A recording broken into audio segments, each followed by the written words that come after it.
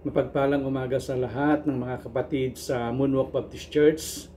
Binabati ko kayong lahat ng masayang 44th anniversary ng church. Papurihan natin ang ating Diyos sapagkat sa 44 na taon, He has been faithful to us and He has been preserving this church up to now. Hallelujah! It is a great privilege for me to be a part of this 44th anniversary celebration and Thanksgiving, seeing how the Lord has been so gracious and is continuously prospering you even in the midst of pandemic. So let us give a big clap offering to the Lord our God. Amen. So as you see, many of the pioneers of MBC are already gone. The Tortal family, the Orendain family, the Gel family, the Cubaria family, the Cabrigas family, the Buntigaos, the Espinos, the Blancos, the Pereiras, the Escandors, and many others. Isa lamang ako sa mga natitira pa sa mga pioneers. Hopefully ay makakasama din ninyo ako diyan kapag nag-retire na ako dito sa Saudi. So for those of you who do not know, Reverend Delphine Orendain started a Bible study at their home. Because of a basketball league in 1976, we came to know Kuya Delphine Orendain. Tyron ang tawag namin sa kanya noon. He is now Reverend Delphine Orendain ngayon, and he was the organizer of and the coach of our basketball team during that time. He recruited us as players to his team, which we named it Lahing Pikutin. So he used to invite us to their house at Nimbos Corner Electron for a basketball meeting. But before a meeting starts, he will first conduct a Bible study para sa amin, no? And then after some time, a worship service first started at their garage, attended by the Gels, the Tortals, Orendain, Cabiles, Makatangay, and Milanes family until it grew and their garage can no longer accommodate all the attendees. So the Tortals and the Gels approached the Moonwalk developers to inquire for a vacant lot. The only available lot during that time, which is at least should be more than 300 square meters, is that land where you are now at the moment. Because no one likes that area because it was always submerged with flood water. Bukid po yung lugar na yan noon, kaya walang gustong tumira dyan, no? So we prayed for God's guidance whether we should take the lot or not. And if it is His will, then He will provide the money to buy for it. At ganun nga ang nangyari, nagkaroon kami ng fundraising. We subdivided the total lot area into 100 shares. At bibilhin mo yung kung ilang gusto mong shares, no? Nagkaroon din kami ng solicitations abroad. However, kulang pa rin yon na pambili sa loteng yan. Until God provided the means through the Philippine Baptist Mission who gave us a loan. No? Nagbigay sila ng pautang. No? And God said, occupy that land. Praise the Lord. And now, mga kapatid, you are now occupying that land which God gave you. Okay? So, now let us go to our main topic for today. No? Sabi sa ating theme, no? Occupy till I come. Ayan. Ngayon, punta tayo sa Luke 19 verses 11 to 27. Babasahin po natin ito, ano? No? Samahan po ninyo akong basahin ang Luke 19 verses 11 to 27 sa isang parabola na sinaysay ng Panginoong Hesus. Okay? Buksan po ninyo ang inyong mga Bibles. No? Luke 19 verses 11 to 27. Nandyan na po ba kayo? Okay, basahin po natin. At samantalang pinakikinggan nila ang mga bagay na ito, ay dinugtungan niya at sinalita ang isang talinghaga, sapagkat siya'y malapit na sa Jerusalem. At sapagkat kanilang inakala na pagdakay mahahayag ang kaharian ng Diyos. Sinabi nga niya, isang mahal na tao or nobleman ay naparoon sa isang malayong lupain upang tumanggap ng isang kaharian na ukol sa kanyang sarili at magbalik. At tinawag niya ang 10 sa kanyang mga tagapaglingkod at binigyan sila ng 10 mina at sinabi sa kanila, ipangalakal ninyo hanggang sa ako'y dumating. Verse 14, datapwat kinapupuutan siya ng kanyang mga mamayan at ipinahabol siya sa isang sugo na nagsasabi, ayaw kami na ang taong ito'y maghari pa sa amin. At nangyari na nang siya'y muling magbalik, nang matanggap na ang kaharian, ay ipinatawag niya sa kanyang harapan ang mga tagapaglingkod na yaon, na binigyan niya ng salapi upang maalaman niya kung gaano ang kanilang tinubo sa pangangalakal. At dumating sa harapan niya ang una na nagsasabi, Panginoon, nagtubo ang iyong mina ng 10 mina pa.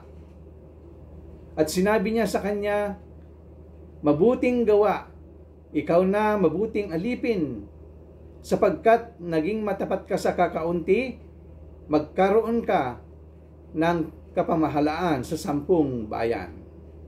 Verse 18, at dumating ang ikalawa na nagsasabi, Panginoon, nagtubo ang iyong mina ng 5 mina. At sinabi niya sa kanya, magkaroon ka naman ng kapamahalaan sa 5 bayan. At dumating ang iba pa na nagsasabi, Panginoon, narito ang iyong mina na aking itinago sa isang panyo. Dahil sa ako'y natakot sa iyo sapagkat ikaw ang taong mabagsik, kinukuha mo ang hindi mo inilagay at ginagapas mo ang hindi mo inihati. Verse 22, sinabi niya sa kanya, sa sariling bibig mo kita hahatulan, ikaw na masamang alipin. Nalalaman mo na ako'y taong mabagsik, na kumukuha ng hindi ko inilagay at gumagapas ng hindi ko inihasik. Kung gayon, bakit hindi mo inilagay ang salapi ko sa bangko? At nang sa aking pagbalik ay mahingi ko iyaon pati ng tinubo. Verse 24, at sinabi niya sa mga nahaharap, alisin ninyo sa kanya ang mina at ibigay ninyo sa may 10 mina. Verse 25, at sinabi nila sa kanya, Panginoon, siya'y mayroong 10 mina. Sinasabi ko sa inyo, na bibigyan ang bawat mayroon, datapwat ang wala, pati ng nasa kanya ay aalisin sa kanya. Verse 27, datapwat itong aking mga kaaway, na ayaw na ako'y maghari sa kanila, ay dalhin ninyo rito at papatayin ninyo sila sa harapan ko. Pagpalain nawa ng Diyos ang pagkabasa ng Kanyang salita. At bago tayo tumungo sa pagtalakay ay magbubulay-bulay muna tayo sa pamamagitan ng panalangin. Panginoon, narinig po namin ang inyong salita. At nais po namin, O Diyos, na mapakinggan pa ng mas marami pa ang iyong revelation na ibibigay sa amin ng banal na Espiritu Santo. Tulungan mo po kami, Panginoon, na maunawaan ito. Tulungan mo kami na magkaroon kami, Panginoon, ng maayos na diwa, kaisipan, upang sa ganon ay ma-accept po namin ang iyong ituturo sa amin ng maluwag sa aming pong kaisipan, sa aming pong puso. Dalangin po namin, Ama, na ang aming mapapakinggan ay maging isang blessing para sa amin. And I pray, Father God, na gawin po ninyo kung ano ang nais po ninyo sa aming buhay. Ipaunawa po ninyo ang aming tatalakaying ito sa lahat ng mga nakikinig. At naway, itong mga binhing ito na itatanim sa amin ay magbunga ng marami, magbunga ng sagana. Ito po ang aming samot dalangin sa pangalan ng aming Panginoong Hesus. Amen. Ayan. So, balikan po natin, bigyan natin ng kunting background dito, no? Si Jesus at ang kanyang mga disipulo ay patungo sa Jerusalem during that time. Galing sila doon sa Bethsaida. Kumakailan lamang ay itinuturo niya sa kanyang mga disciples ang tungkol sa mga pagpapala ng kanyang kaharian. Sinabi niya sa kanila na pupunta na siya sa Jerusalem sapagkat bago dumating ang mga kaluwalhatian ng kanyang kaharian, kailangan muna siyang tanggihan ng mga pinuno ng kanyang bayan. Mamatay sa krus at mabuhay muli sa mga patay sa ikatlong araw. Hindi talaga naintindihan ng mga disciples kung ano ang sinasabi niya sa kanila. Ngunit, tiyak na napuno sila ng magagandang expectations tungkol sa mga pagpapala at kaluwalhatian ng kanyang kaharian. So habang patungo sa Jerusalem, napadaan sila sa Jericho ng kunting panahon, na kung saan pinagaling niya ang isang bulag at ilang saglit pa pagkatapos niyon, ay kamanghamanghang nailigtas ang isang wicked tax collector na nagngangalang Zacchaeus. Nakikita ng mga disciples ang mga dakilang bagay na ginagawa ni Jesus at sabik nilang makita na ang kanyang kaharian ay magsimula ng maghari doon. Ito ay isang kamanghamanghang parabola. Hindi po ba? At nais kong tawagan ang inyong partikular na pansin sa verse 13 at sa sinabi ng nobleman sa kwento sa kanyang mga tagapaglingkod, sapagkat naniniwala ako na ito ay nagpapahiwatig ng utos na ibibigay sa atin ng ating Panginoon ngayong umaga. Amen. Isinalin ito sa ilang bersyon sa iba't ibang paraan. No? Ang New International Version ay ganito po ang sinasabi, ilagay ang pera na ito upang gumana. Ayan po yung sinasabi sa New International Version or NIV. Sa Old King James Version naman ay ganito po ang sinasabi, sakupin or occupy till I come. Ayan, occupy till I come, na kung saan doon kinuha ang ating theme sa anniversary ito. Sa Old King James po yun. Ngunit gusto ko ang salin ng New King James Version na ito ay sa palagay ko ay pinakamahusay. Ang sabi po dito sa New King James Version, ipangalakal ninyo ito hanggang sa ako'y dumating. Ibig sabihin nga sa English, do business till I come. Ayan. So ano ang ibig sabihin ng ipapangalakal or do business? Ano ang ibibusiness natin? Ano ang ipapangalakal natin? Ito po ang ating tanong sa umagang ito, mga kapatid. Kung ang business mo ay magtinda ng sapatos, maghakot ka ng sapatos at magtinda ka hanggang sa kumita ito. Kung mangingisda ka naman, mangisda ka ng isda para ng mas marami pang isda. Mas maraming huli mo, mas marami ang kita mo. Kung misyonary ka naman, ipangaral mo ang salita ng Diyos upang marami ang makarinig ng ebanghelyo at makakilala sa Panginoong Hesus. Kung sung leader ka, gawin mo ng may kahusayan ang pagpapaawit. Kung gitarista ka, pag-aralan mo ang lahat ng mga family chords at keys para maging mahusay kang manunugtog for the glory of God. Ngayon, itong sinabi ng Panginoon na occupy till I come or do business till I come. Ito ay isang utos na hindi para sa lahat. Ito ay isang utos na partikular na inilaan para sa atin na taus-pusong yumakap sa kaligtasan na binili ng Panginoong Hesus para sa atin sa krus. And who live consciously in the light of His second coming and the glories that will follow.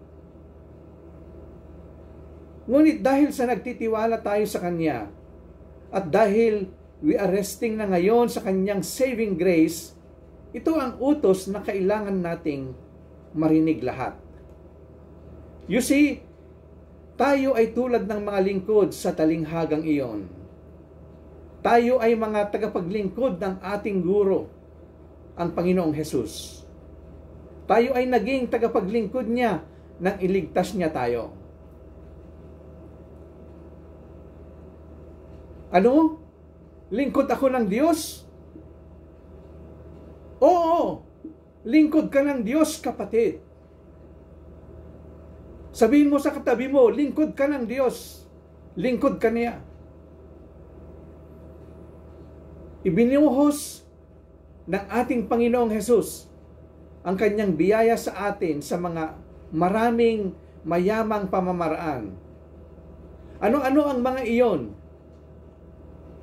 Una, hinugasan niya tayo ng malinis sa ating mga kasalanan at pinalaya tayo mula sa nakaraan upang tayo ay magpatuloy at mabuhay bilang mga bagong nilikha. Pangalawa, ipinahayag niya sa atin na mayroon tayong karapatang lumapit sa kanyang Ama ng malaya at humiling ng anuman sa kanyang sariling pangalan. Pangatlo, ibinigay niya sa atin ang kanyang salita na isinulat para sa atin sa banal na kasulatan upang maging gabay natin at pamamahala ng ating buhay. Kapag naiisip ko ang lahat ng ito, naalala ko ang sinabi ni Apostol Pedro sa simula ng kanyang pangalawang liham sa 2 Peter chapter 1 verses 2 to 4.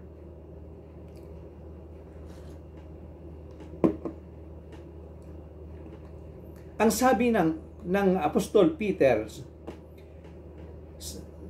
chapter 1, 2 Peter chapter 1, verse 2 to 4, sabi niya, "Grace and peace be multiplied to you in the knowledge of God and of Jesus our Lord, as His divine power has given to us all things that pertain to life and godliness, through the knowledge of Him who called us by glory and virtue, by which have been given to us exceedingly great and precious promises, that through this you may be partakers of the divine nature, having escaped the corruption that is in the world through lust." Inilalarawan dito ang biyaya ng Diyos sa atin. Ngunit sinabi ni Pedro pagkatapos ay responsibilidad nating kunin ang mga pagkakaloob na ito ng biyaya at gamitin ang mga ito. Tama po, responsibilidad po natin na kunin ang pagkakaloob na ito ng biyaya at gamitin ang mga ito. Hindi natin dapat simpleng hawakan lang ang mga ito at wala nang gagawin sa kanila. Na inililipad lamang ito ng langit, ito sa langit, no? Buuin natin ang mga ito at ilagay ang mga ito sa produktibong paggamit, no? Sabi din niya sa 2 Peter chapter 1, 5 to 11, "But also for this very reason, giving all diligence, add to your faith virtue, to virtue knowledge, to knowledge self-control, to self-control perseverance, to perseverance godliness, to godliness brotherly kindness, and to brotherly kindness love. For if these things are yours and abound, you will be neither barren nor unfruitful in the knowledge of our Lord Jesus Christ." Purihin ang Diyos, ano? Sabi niya, "For he who lacks these things is short-sighted, even to blindness, and has forgotten that he was cleansed from his old sins. Therefore, brethren, be even more diligent to make your call and election sure. For if you do these things, you will never stumble. For so an entrance will be supplied to you abundantly into the everlasting kingdom of our Lord and Savior, Jesus Christ." Napakaganda po, ano po? Hindi ako naniniwala na makakahanap pa tayo ng isang mas mahusay na komentaryo sa talinghaga ng ating Panginoon kaysa dito. No? Ang ating kaligtasan ay ganap na nagawa sa biyaya ng Diyos at napasa atin sa pamamagitan ng pananampalataya. Hindi natin kailangang magtrabaho upang matanggap ang kanyang biyaya. Ngunit ang talinghagang isinaysay ng Panginoong Hesus ay sinadya upang turuan tayo na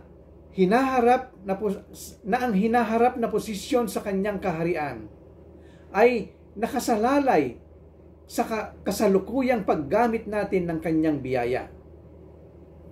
At dahil natanggap ang kanyang biyaya, dapat nating gamitin ito sa masigasig na paggamit at mangalakal hanggang sa siya ay dumating. So ano ang ibig sabihin ng ipangalakal? No?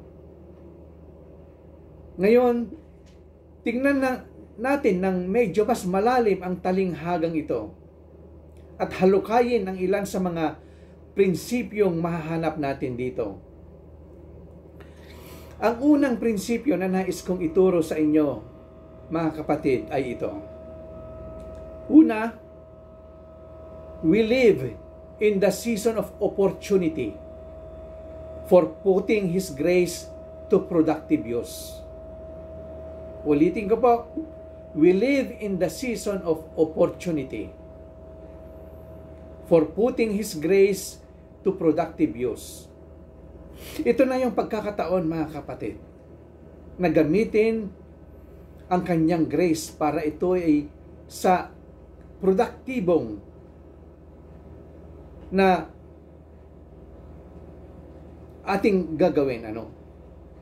Kung titignan natin ang talata 11, yung verse 11, makikita natin na ang manunulat ng Ebanghelyo na si Lucas ay nagpapaliwanag kung bakit sinabi ng Panginoon ang talinghagang ito sa mga sumusunod sa Kanya. Sabi po doon, narinig nila ang mga bagay na ito nagsasalita pa siya ng ibang talinghaga sapagkat malapit na siya sa Jerusalem. At dahil sa palagay nila ay lalabas na kaagad ang kaharian ng Diyos. Yun po yung mababasa natin sa verse 11. You see, ang mga tao sa panahong iyon ay inakala na si Jesus ay papasok sa Jerusalem upang masimulan ang kanyang paghahari bilang hari ng mga hari at Panginoon ng mga Panginoon sa sandaling makarating siya doon sa Jerusalem. Pero nagkamali sila sa kanilang palagay na ang kalwalhatian ng kaharian ay magaganap na at magsisimula ng maranasan kaagad-agad.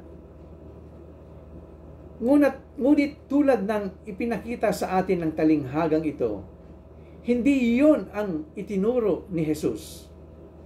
Sinabi niya sa kanila ang talinghagang ito upang maitama ang kanilang maling pag-asa, upang ipakita na ang kaharian ay hindi lalabas kaagad. Ngunit ang isang mahaba, hindi natukoy na agwat ng oras ay magaganap bago ang glories of His kingdom ay maranasan sa mundo. Mahaba panahon ang ating hihintayin, mga kapatid.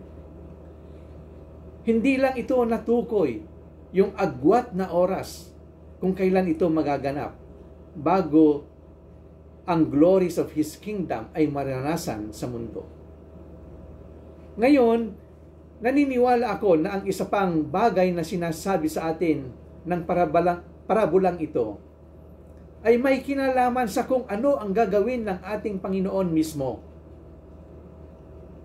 Sinimulan niya ang talinghaga sa verse 12 sa pagsasabing, ang isang maharlika ay nagpunta sa isang malayong bansa upang tumanggap para sa kanyang sarili ng isang kaharian at bumalik. Ayan.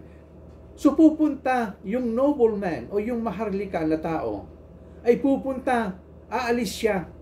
Papunta siya sa isang malayong lugar, no? Upang tumanggap para sa kanyang sarili ng isang kaharian at babalik yon. Ang pagpunta sa isang malayong bansa ay nagpapahiwatig ng isang mahabang paglalakbay ay kasangkot po rito. Mahabang paglalakbay, no? Siyempre kung ikaw ay pupunta sa Amerika, no? Aabutin ka siguro ng mga around 20 hours para makarating doon, no? So ibig sabihin po nito, isang tiyak na haba ng panahon ay lilipas bago bumalik ang nobleman o yung maharlikang tao, ang ating Panginoon. At bago umalis ang maharlika sa paglalakbay na ito, it will involve a long time. Tinawag niya yung kanyang mga servants, yung kanyang mga tagapaglingkod, at binigyan sila ng isang gawaing dapat gampanan. Ito ay larawan sa atin ng Panginoong Hesus na patungo sa Jerusalem upang iharap ang kanyang sarili sa bayang Hudyo bilang kanilang pinakihihintay na Mesayas, at pagkatapos ay tatanggihan nila siya. Sinasabi sa atin ng Biblia sa John 1:11 na siya ay dumating sa kanyang sarili at ang kanyang mga sarili ay hindi siya tinanggap. Ipinako nila siya sa krus at pagkatapos ay bubuhayin siya mula sa mga patay sa ikatlong araw. Ngunit hindi ako naniniwala na ang mahabang paglalakbay ay sinadya upang mailarawan ang kanyang paglalakbay sa Jerusalem. Naniniwala ako na ang mahabang paglalakbay na ito ng Panginoon ay ang kanyang pagbabalik sa langit after ng kanyang resurrection at ascension, at ang kanyang muling pagbarito sa second coming. Ito po ay merong mahabang panahon, merong mahabang agwat na panahon.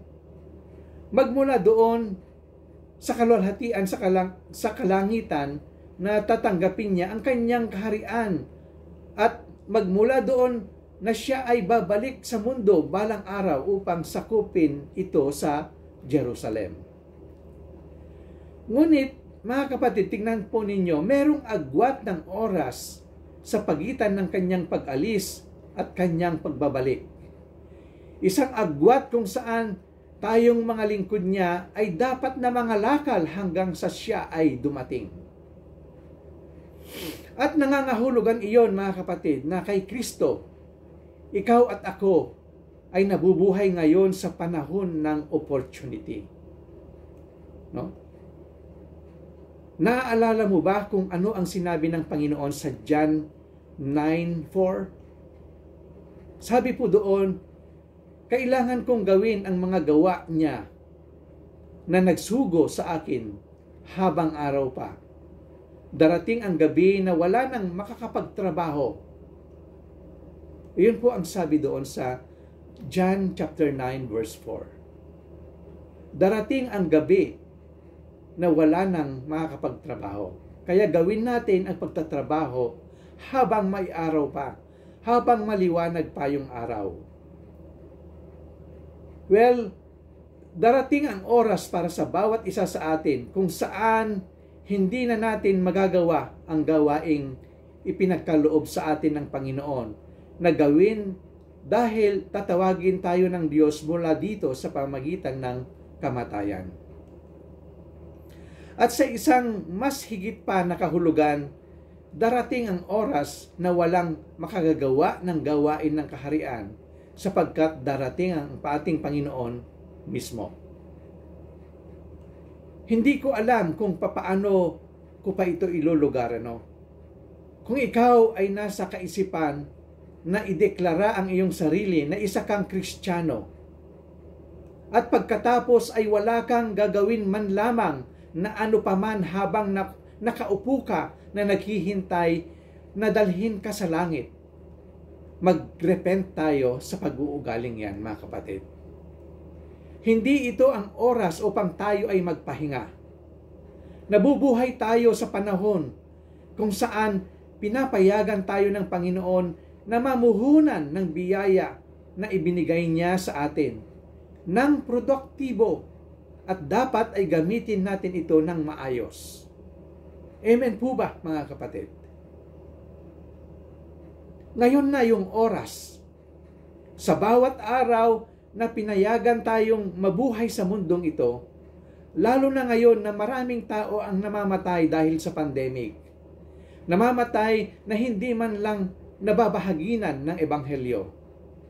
At sa isang kalagayan ng paghihintay sa maluwalhating pagbabalik ng ating Panginoon para sa paggawa ng kanyang negosyo, ngayon na ang oras na iyon. Huwag sayangin ang ating oras. Kumilos na at mangalakal. Ibahagi ang mabuting balita ng kaligtasan sa buong Moonwalk at sa buong Las Piñas. Amen po ba kayo, mga kapatid? Ngayon, as we further read our Lord's parable, merong pangalawang principle na dapat kong ituro sa inyo. Pangalawa, the grace He has given us is meant to be put to use. Pangalawa, ulitin ko po. The grace He has given us is meant to be put to use. Dapat natin itong gamitin. Dapat natin gamitin ang biyayang ito na pinagkaloob sa atin ng Diyos. Sa verse 13, mababasa natin ang ginawa ng taong maharlika bago siya umalis sa kanyang mahabang paglalakbay. Sabi doon sa verse 13, kaya't tinawag niya ang 10 sa kanyang mga lingkod. At pinagkalooban sila ng 10 mina. At sinabi sa kanila, do business till I come. Sa Old King James, occupy till I come. Sa Tagalog, ipangalakal ang mga ito hanggang sa aking pagbabalik. Ano ba yung mina na ipinagkaloob sa kanila? Ang isang mina ay hindi isang ibon, no? Ito ay isang unit of money, no? Halos katumbas ito ng 3 buwan na halaga ng isang average na sahod ng nagtatrabaho. Let's say, kung ikaw ay sumasahod ng 20,000 a month, times 3, no? 3 buwan eh. So katumbas niyan ay 60,000 pesos. Okay? Kung ikaw ay sumasahod ng 100,000 pesos, sa 3 buwan, ito ay 300,000 pesos. Hindi ito masyadong malaki kung ihahambing natin sa lahat ng kayamanan ng nobleman na ito. Ngunit ito ay isang malaking halaga ng pera. Sapat na ang halagang ito upang makapagnegosyo ang isang mangangalakal. No? At pansinin na ang bawat isa sa 10 mga tagapaglingkod na tinawag niya sa kanyang sarili ay nakakuha ng pare-parehong halaga. 1 mina ang ibinigay ng Panginoong Hesus sa kanyang mga tagapaglingkod na ito. Pare-parehas sila ng value, no? Tigi 1 mina ang natanggap nila. Walang pagkakaiba among them ang mga utos na kanilang natanggap. Ang pagkakaiba lamang among them ay mahahayag lamang sa kung ano ang kanilang ginawa sa ibinigay o pinagkatiwala sa kanila ng kanilang master o yung kanilang amo. So by the way, ito ay katulad nyo rin at ako in terms of the Lord's perspective. Ang bawat isa sa atin ay binigyan ng pantay-pantay na pagkakataon na paglingkuran siya. At ang nag-iisa lamang na pagkakaiba sa atin ay masusukat sa kung ano ang ginawa natin doon sa ibinigay niya sa atin.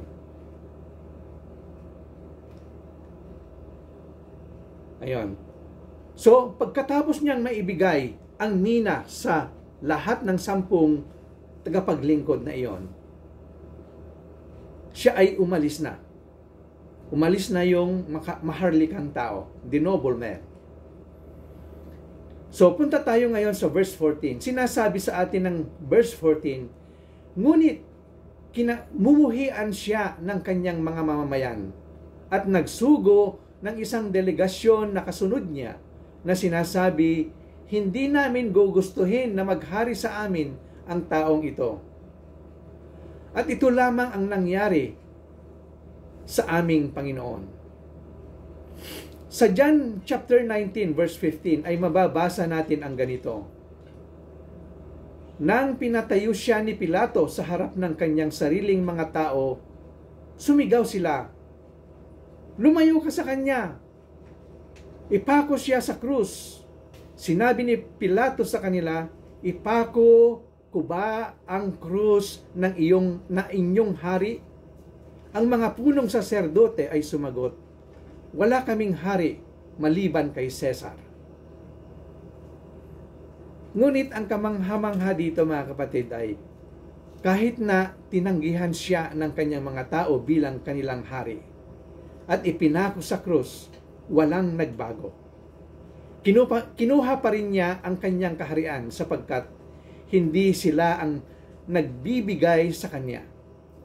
Kapag ang ating Panginoon ay bumalik, siya ay babalik sa kapangyarihan at mamahala sa kanyang kaharian bilang kung ano siya, King of Kings and Lord of Lords. At naniniwala ako na doon nagaganap ang pangunahing bahagi ng kwento ng talinghagang ito, sa malulhating pagbabalik ni Jesus.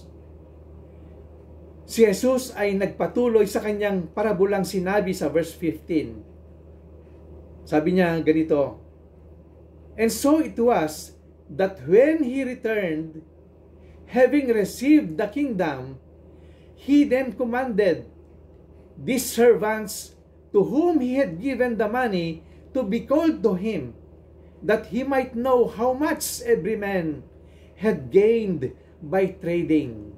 No? So pagbalik ng Panginoon ay tinawag niya yung binigyan niya ng isang mina, yung 10 lingkod na binigyan niya ng isang mina, para malaman kung ano ang ginawa nila doon sa ibinigay na isang mina sa kanila. Anong investment ang ginawa nila? At ang bagay na dapat pansinin ay mula sa simula pa lamang ng una niyang ibigay ang mga mina sa 10 mga tagapaglingkod, hanggang sa wakas nang siya ay dumating at humiling ng isang accounting kung ano ang nagawa. Ang inaasahan ng nobleman sa buong panahon na wala siya, ay ilalagay nila ang ibinigay niya sa kanila sa mabungang paggamit. And now let us see.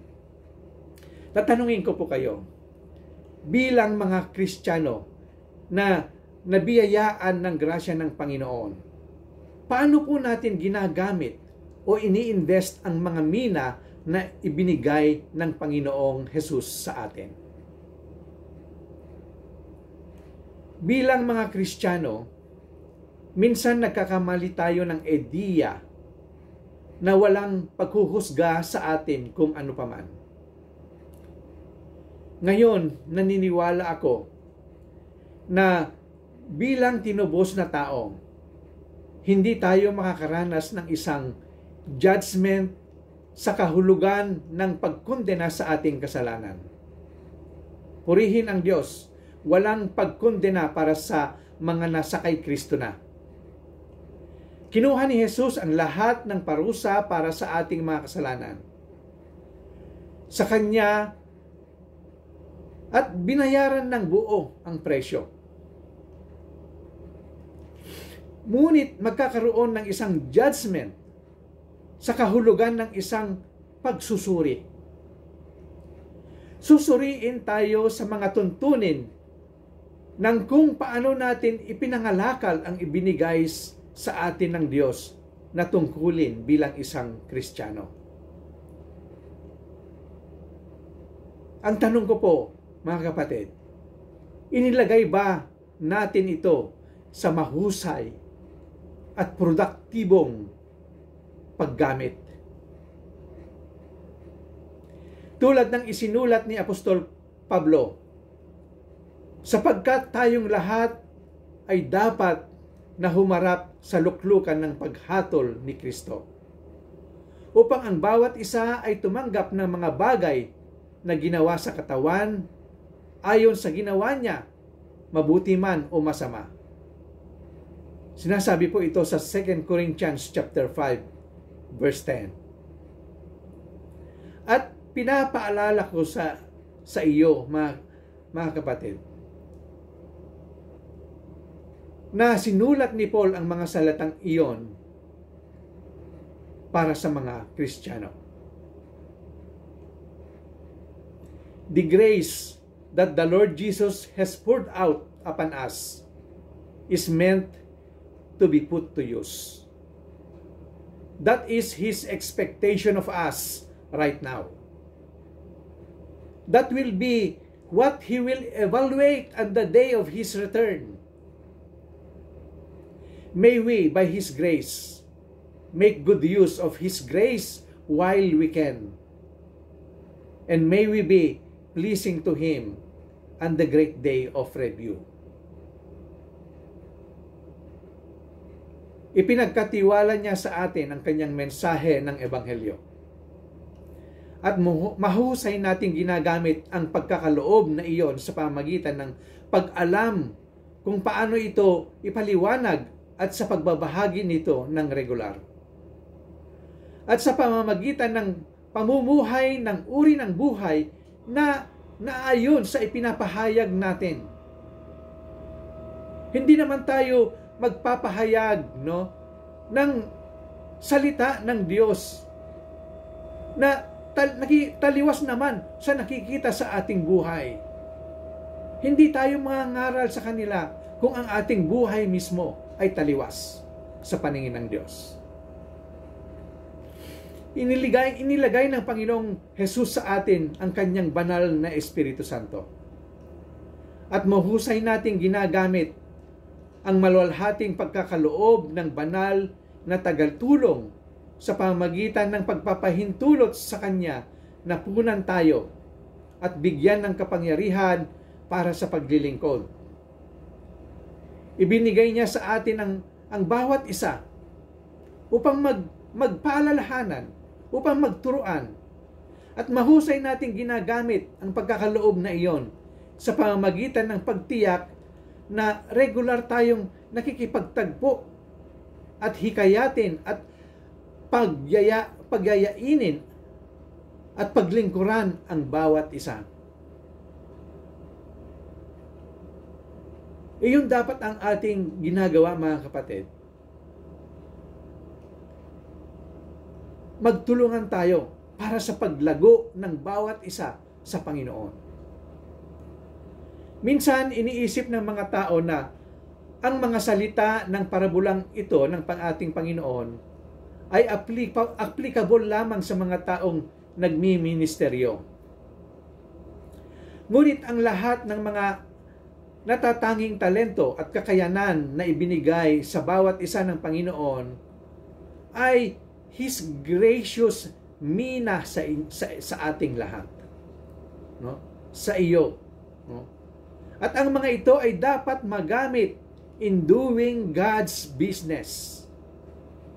Kung meron kang isang bukasyon at trained ka sa isang partikular na larangan, ikaw ay maging kanyang embahador sa larangan na iyon. At gawin ang iyong gawain sa kanya at hindi sa mga tao.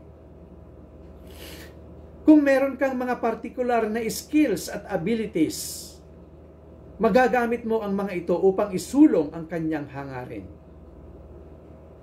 Kung nabigyan ka ng mga material goods na ibinigay sa iyo upang ikaw ay makapagtrabaho, gamitin mo ang mga ito para sa hangarin ng Diyos. And with all that in mind, let us look at this third principle of this parable. Number 3 principle. A productive use of His grace results in eternal reward.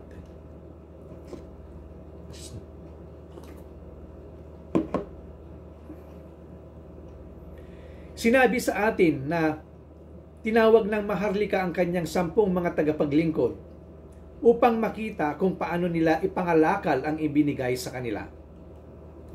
Pagkatapos ay dumating ang nauna. Sinasabing, Guro, kumita ang iyong mina ng 10 mina. At sinabi niya sa kanya, mabuting alipin, sapagkat ikaw ay matapat sa kaunti lamang, magkaroon ng autoridad sa 10 mga lungsod. No? At ang pangalawa ay dumating na nagsasabing, Guro, kumita ang iyong mina ng 5 mina. Gayon din sinabi niya sa kanya, ikaw din ay sa 5 lungsod, no? Ka maghahari. Hindi natin sigurado kung magkano ang iba pang 10 kinita. Ngunit ang dalawang ito ay nakakagulat na mahusay. Kinuha ng isa ang kanyang 1 mina at kumita ng 10 higit pa. Na binigay lahat ang 11 sa kanyang Panginoon pagbalik niya. Kinuha ng iba ang kanyang 1 mina at kumita ng 5 pa. Na ibinigay lahat sa kanyang Panginoon. Kapwa sila nakatanggap ng pinakamataas na komendasyon na maaari nilang matanggap. Ang sabi ng Panginoon sa kanila, good and faithful servant. Hindi ako naniniwala na mayroon pang mas mahalaga pa sa araw ng pagsusuri kaysa sa mapakinggan na sabihin ng ating Panginoon sa atin ang ganoong salita. Good and faithful servant.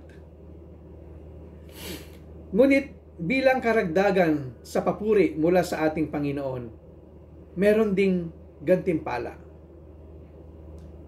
At napansin nyo ba ang kadakilaan ng gantimpala? Ang isang mina, tulad ng sinabi natin na marahil ay humigit kumulang na 3 buwan na halaga ng sahod. Ngunit tinawag ito ng ating Panginoon na napakaliit. Hindi ko alam ang tungkol sa atin, sa iyo. Ngunit tiyak na hindi ko inisip ang sweldo ng 3 buwan bilang napakakaunti. For me, ang 3 buwan na sahod ay napakalaki na yon. Ngunit kung ihahambing sa gantimpalang matatanggap nila, napakaliit ito. Para sa bawat karagdagang mina na kinita ng kanilang mina, nakatanggap sila ng isang lungsod. Biruin po ninyo yan, isang lungsod yung natanggap po nila. Mahirap mag-isip ng anumang mas malaki na maibibigay kaysa sa isang buong lungsod. No? Isang lungsod para sa isang mina. Kaya't binigyan yung merong kinita na 10 mina ng 10 lungsod. Ang simbolismong ito ay nagbibigay sa atin ng isang malabong ideya lamang kung ano ang inilaan para sa mga tapat na lingkod ng ating Panginoon sa hinaharap na kaluwalhatian sa langit. Totoong nakakagulat sa isipan. Marahil sinabi ni Paul na maaring posibleng sabihin ng sumulat, sabi niya, sapagkat isinaalang-alang ko na ang mga pagdurusa sa kasalukuyang panahon ay hindi karapat-dapat ihambing sa kaluwalhatian na ihahayag sa atin ng Diyos. Romans chapter 8 verse 18. No? Laboring faithfully for our Lord while we have the opportunity and making as much productive use as we can of the grace He gives us is something that we will never regret. Great is the reward for faithfully doing business till He comes. Ngayon, tingnan naman natin yung ika-4 na principle na gusto kong ituro sa inyo. Yung 4th principle ay ganito po.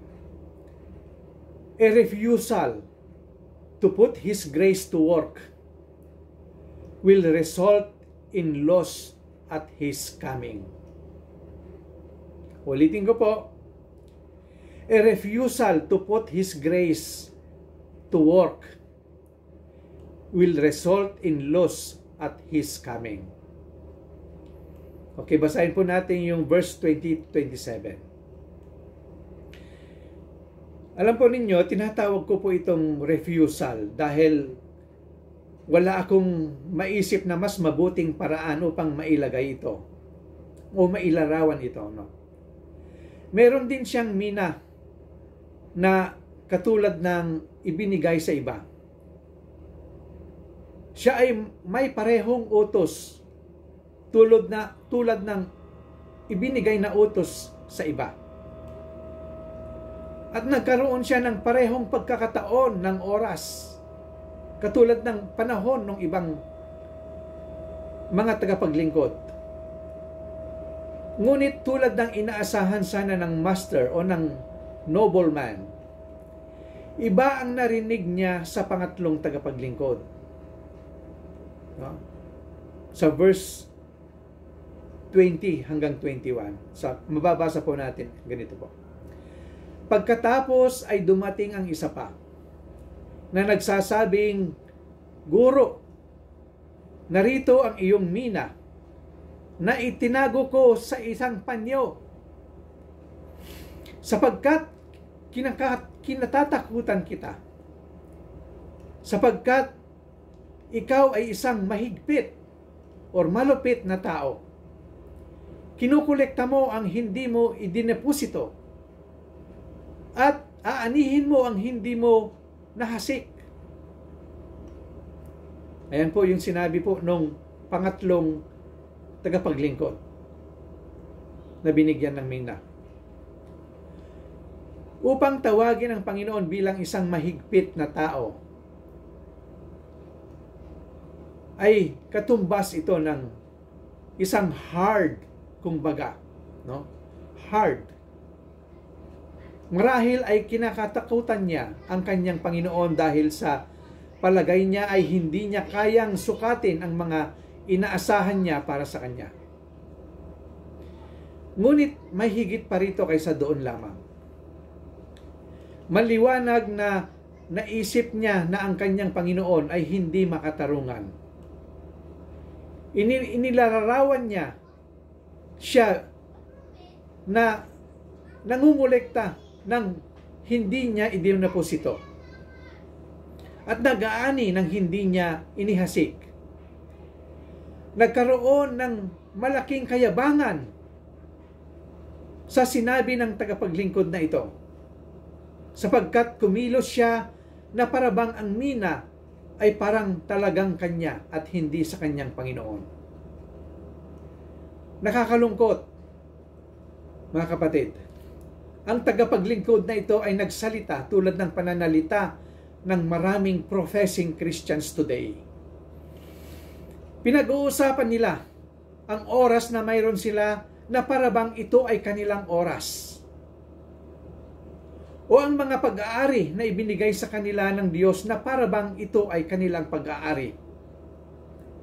O ang mga talento na ibinigay sa kanila na parabang ito ay kanilang mga talento.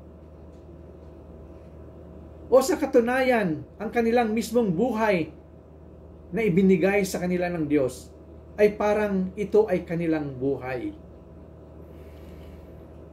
Kapag sinabi sa atin ng Diyos kung ano ang gagawin sa mga bagay na ito, hindi ito isang panghihimasok.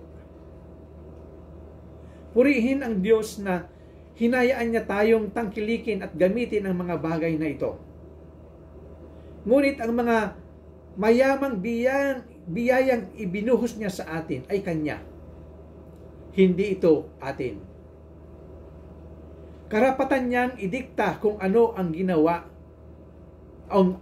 ginagawa sa ibinigay niya sa atin.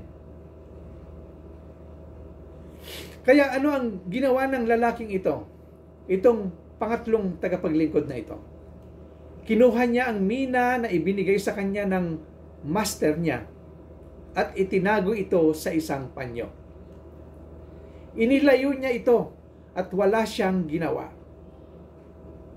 Hindi niya ito ipinangalakal. Hindi siya nagnegosyo. Hindi ginamit kung anong meron siya para ipagbalik ng kanyang amo ay kumita ang kanyang puhunan. Hindi niya nagawa ang higit pa dito na parabang ibinigay ng Panginoon ang minas sa isang patay na tao. At muli, nakakalungkot mga kapatid. Iyan ang ginagawa ng maraming professing Christians ngayon sa biyayang ibinigay sa kanila ng Panginoong Jesus. Itinago nila ito. Hindi ipinangalakal. Hindi ipinamahagi. Tinatago sa kung saan-saan. At walang ginawa tungkol dito.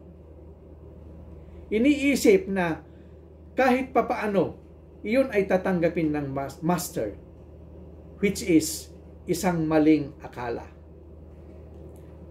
Tayo mga kapatid, ano ang ginagawa natin sa grace na ibinigay sa atin ng Panginoon?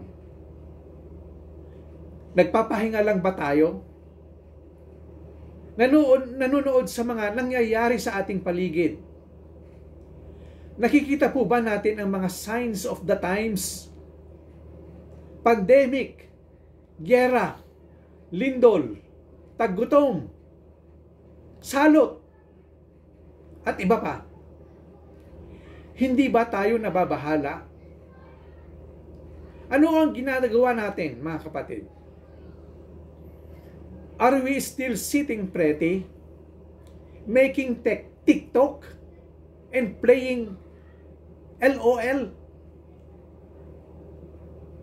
Tignan natin ang susunod na sinabi ng ating Panginoon. Sa verse 22, sinabi niya sa kanya, sa sariling bibig mo kita hahatulan, ikaw na masamang alipin. Nalalaman mo na ako'y taong mabagsik, na kumukuha ng hindi ko inilagay, at gumagapas ng hindi ko inihasik. Kung gayon, bakit hindi mo inilagay ang salapi ko sa bangko? At nang sa aking pagbalik, ay mahingi ko yaon, pati ng tinubo. Marahil ay nagtuturi ito sa atin, mga kapatid, na kahit na hindi natin inilalagay ang mga mapagkukunang ibinibigay sa atin ng Diyos sa produktibong paggamit, maipapasa man lang natin ito kahit papaano sa isang tao na may kakayahang mangalakal. Ang Panginoon ay nagpapatuloy na sabihin sa atin sa verse 24, at sinabi niya sa mga tumayo sa tabi, kunin ang mina mula sa kanya at ibigay sa kanya na mayroong 10 mina. Verse 25, ngunit sinabi nila sa kanya, Guro, meron siyang 10 mina. Verse 26, sapagkat sinasabi ko sa iyo na ang bawat mayroon ay bibigyan, at mula sa walang-wala, kahit na ang mayroon, siya ay aalisin sa kanya. At the end of this story, the nobleman said, sa verse 27, datapwat itong aking mga kaaway, na ayaw na ako'y maghari sa kanila, ay dalhin ninyo rito, at patayin ninyo sila sa harapan ko. Malinaw, ito ay tumutukoy sa paraang darating ang ating Panginoon bilang isang makapangyarihang mananakop upang sakupin ang kanyang kaharian sa kanyang pagbabalik. Maraming mga tao ang nagtatanong kung ang pangatlong masamang lingkod na ito ay kabilang sa mga nawasak o hindi. Ngunit hindi ako naniniwala na isa itong katanungan na worth asking. After all, kung may sumusubok na malaman mula sa talinghagang ito, kung maari silang maging isang hindi tapat, hindi produktibong lingkod, pero kasama pa rin sila sa tinubos, sila ay nasa maling palagay. Really? Ang puntong ito ay malinaw na malinaw. Ano ngayon ang ating conclusion, mga kapatid? Nais ng Panginoon na wala sa atin ang magiging hindi produktibo.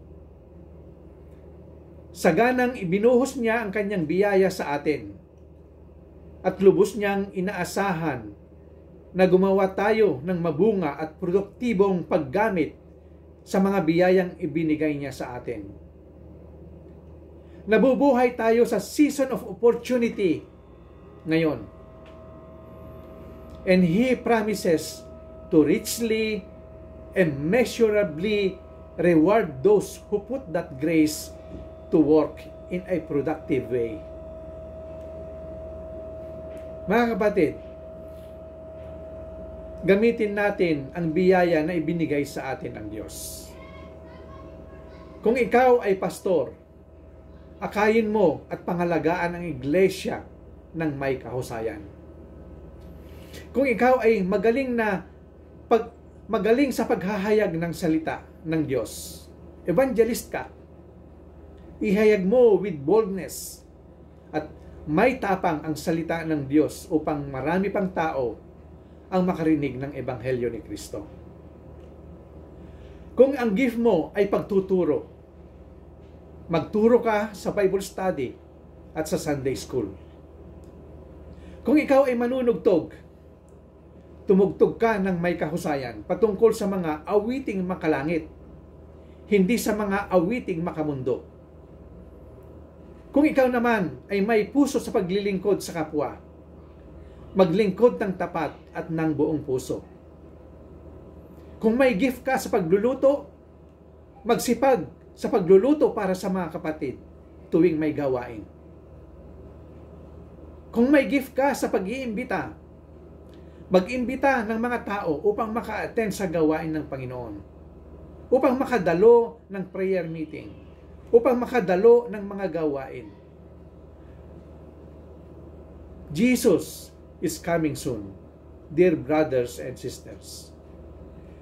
Let's do Jesus business till He comes. And bilang challenge ko sa inyo mga kapatid, sa mundo ngayon, merong tatlong klase ng tao. The one who wonders what happens. Yung pangalawa is the one who watches things happen. Nanunood lang sa mga nangyayari. At ang pangatlong tao is the one who make things happen. Alin po tayo sa tatlong tao na yon? I hope doon po tayo sa person who make things happen. And let's do it now. Let's do the business of God till He comes. Magandang hapon po sa inyo mga kapatid. At naway pagpalain po tayo ng Diyos. Once again, happy 44th anniversary sa Moonwalk Baptist Church. Pagpalain po nawa kayo ng Diyos. Amen.